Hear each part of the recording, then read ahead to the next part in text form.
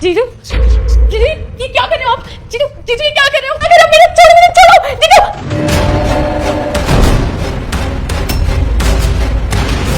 ये सब क्या चल रहा है? महक की चुन्नी तुम्हारे हाथ में क्या कर रही है राहुल? तो इसकी लिपस्टिक भी निकल रही है।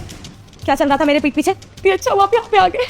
आप घर पे नहीं थे ना, तो बाहर जा रही थी। जीजू ने मुझे बाहर जाते हुए देखा, मुझे अपनी तरफ खींचा, मेरी चुन्नी खींच के पता नहीं हुई थी लगने लगे मेरे।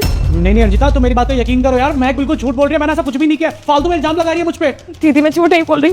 मैं लड़की एक लड़की होकर मैं क्यों झूठी बातें बनाऊंगी अपने बारे में? और ये तो मेरे चीज में, मैं इनके बारे में झूठ क्यों बोलूंगी? मैं झूठ नहीं बोल रही। आप घर पे नहीं थे, इस चीज का फायदा उठाया इन्होंने। दीदी आप खुद सोचो, मैं आपकी छोटी बहन हूँ और कोई लड़की अपनी इज्जत खुद बता के रहेगी क्या? मैं झूठ नहीं बोल रही थी तो झूठ बोल रही। अरे बस करो राहुल, मुझे साफ साफ दिख रहा है। अरे उसकी लिपस्टिक फैली हुई है। ये सब क्या है? सच सच बताओ मुझे।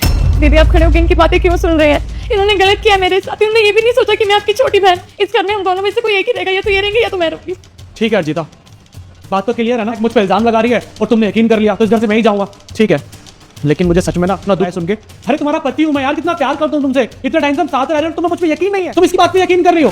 राहुल मैं सच बोलूँ ना, मुझे अभी तक यकीन नहीं हो रहा मेरे साथ ये सब कर सकते हो। मेरे बहन के साथ ये सब कर रहे थे तुम? बिल्कुल शर्म नहीं आई ना? महक तुमने बिल्कुल ठीक बोला। अब तुम दोनों को एक इंसान इस घर में रहेगा और वो अच्छे से पता है उसको कि कौन रहेगा और कौन नहीं। दीदी आप ये कैसी बातें कर रहे हो?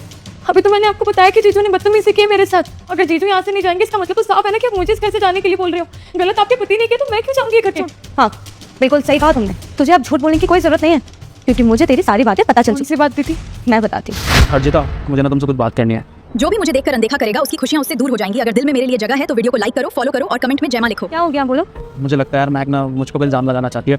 देखो वो तुम्हारी बहन है और तुम्हें यकीन नहीं करोगी, लेकिन अभी अभी मैंने किसी लड़के से बात करते सुना, वो कुछ ऐसा बोल रही थी कि आज मैं ऐसा इल्जाम लगाऊंगी कि मेरी दीदी से कभी नजर नहीं मिला पाएंगे।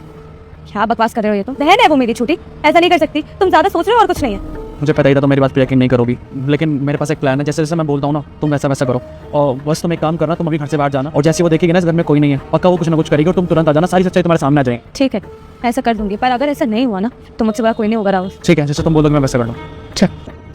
अब बोल क्यों किया तूने मेरे साथ ऐसा? अरे तुझे बिल्कुल शर्म नहीं आई? तूने अपने जीजाजी के साथ रहने की कोशिश करी। तूने एक बार भी सोचा जब मुझे पता चलेगा कि तेरा सच क्या है तो मुझे कितना बुरा लगेगा?